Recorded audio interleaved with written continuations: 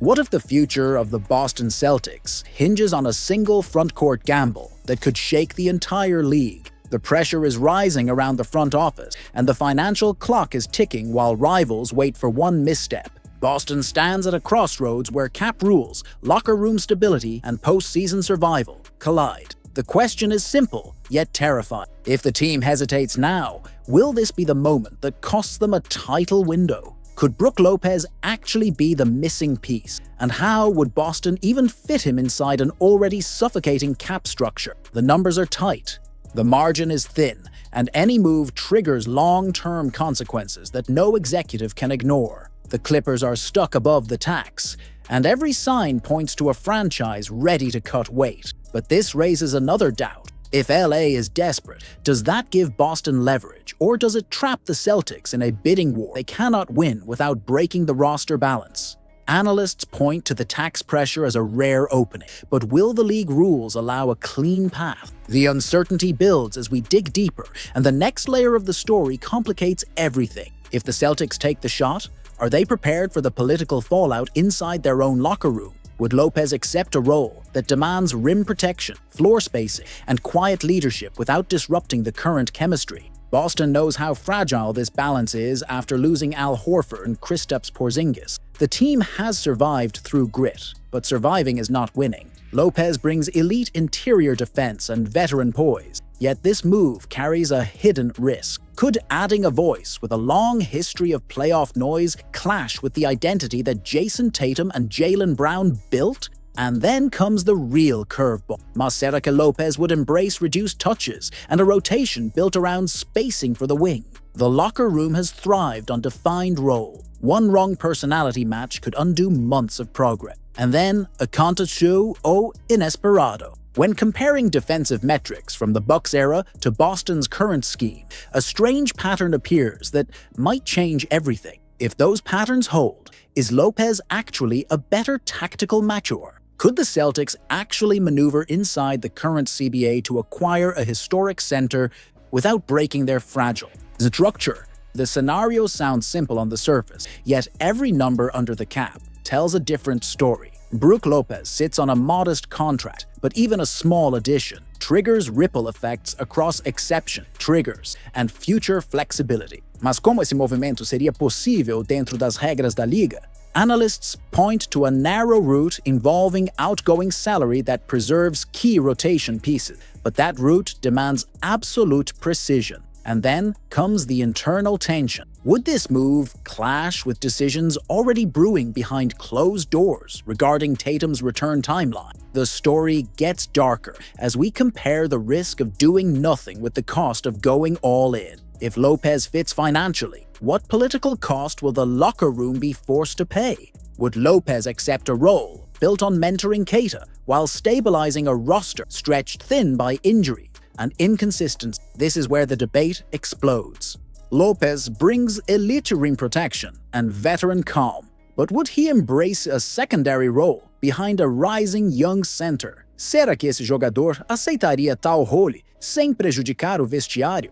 Boston's identity thrives on discipline, trust, and consistent defensive principle. Lopez matches those qualities, yet his presence could easily shift power dynamics already strained by Tatum's absence and Brown's assertive rise. And then a contest o inesperado when we compare defensive synergy metrics from Lopez's best seasons with the current Celtics scheme. The numbers reveal something shocking. His skill set might actually fit this roster better than Porzingis ever did. If chemistry improves with Lopez, who becomes the odd man out when Tatum returns? The trade idea presented by Will Udy looks elegant, but elegance rarely survives a CBA made. Analisando o cap, existe alguma brecha que permita esta mudança? There is one, but it requires timing, courage, and the willingness to accept that depth pieces might be collateral damage. The cost is not just financial, it is cultural. Bringing in Lopez signals that Boston refuses to rely solely on internal development. It announces a shift toward urgency. In the end, the chase for Brook Lopez is more than a trade route. It is a test of conviction, vision, and the courage to reshape a roster that still believes it can contend despite injury, pressure, and a shrinking margin for error. Lopez would bring skill, leadership, and stability, but he also brings questions the franchise cannot ignore. The next video dives into the emerging debate around Boston's hidden Plan B, a move even more complex than this one and capable of shifting the entire strategy for the rest of the decade. The front office stands in a dangerous crossroad, caught between financial pressure, locker room expectation, and the political weight of a franchise superstar demanding the floor. Could the Celtics survive the CBA complication of letting Tatum return early from a torn Achilles without endangering their long-term cap stability? His new contract stretches deep into the future, and rushing him back risks far more than a bad month of basketball. Mas como esse movimento seria possível dentro das regras da liga? Achilles recoveries are notoriously brutal, and history warns us what happens when franchises ignore medical timeline. Kobe returned fast, but injuries followed fast too, and Boston cannot afford a replay. If Tatum steps on the court now, does the team risk losing both the season and the centerpiece of their entire cap structure? Is the locker room ready for the shockwave that comes when a superstar insists on returning before the roster is prepared to support him? The Celtics sit in a play-in position, thin at center, and running on short depth. Será que esse jogador aceitaria tal role sem prejudicar o vestiário? Teammates want him back, but they also know the truth. Without rim protection and balance, Tatum would carry the load alone, and pushing him into heavy minutes after Achilles rehab creates tension no team wants to admit. If he returns, and the roster cannot match his intensity, how long until frustration sparks conflict in the room? Is the front office prepared to make a ruthless choice that protects the franchise instead of pleasing the superstar? Analisando o cap, existe alguma brecha que permita esta mudança?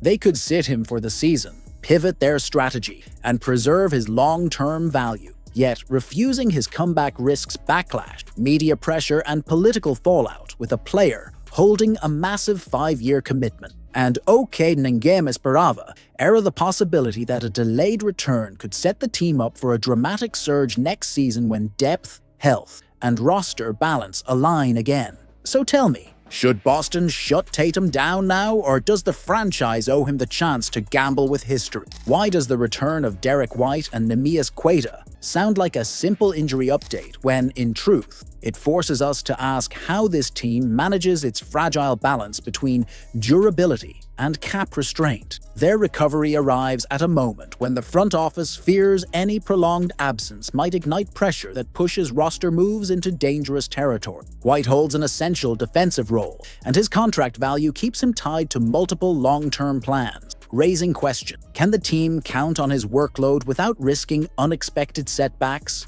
And what happens if the medical staff becomes too conservative? Analyzing the cap, is there even a small opening that allows this team to add depth without triggering harsh penalties? Could Keita's ankle scare reveal a larger issue inside the rotation, one that threatens chemistry and forces choices the coaching staff is not ready to confront?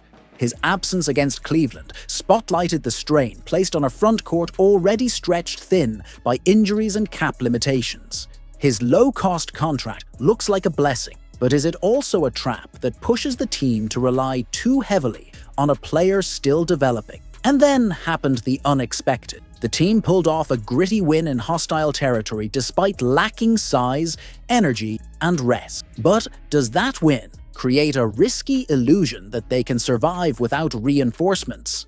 Maserake, this stretch signals a hidden problem in how minutes are managed. What nobody expected was the emotional lift that Queta brings to the locker room, something that cannot be measured by salary or stats. Is the front office secretly worried that the growing physical toll on this roster will collide with the long-term pressure created by Jayson Tatum's massive contract, forcing difficult decisions before the trade deadline? Tatum remains the only name on the injury report as he works back from a torn Achilles, and that reality shakes every internal projection. Can the team bank on a smooth return without risking the entire structure of their competitive window? And as White and Queta step back into the lineup, will their presence mask deeper conflicts around roles and future extension? The cap math invites painful questions. Analyzing the CBA, is there a quiet opportunity for a mid-season move that no one is talking about? Maserake, a bold trade is the only path that protects the next era of the franchise. What nobody expected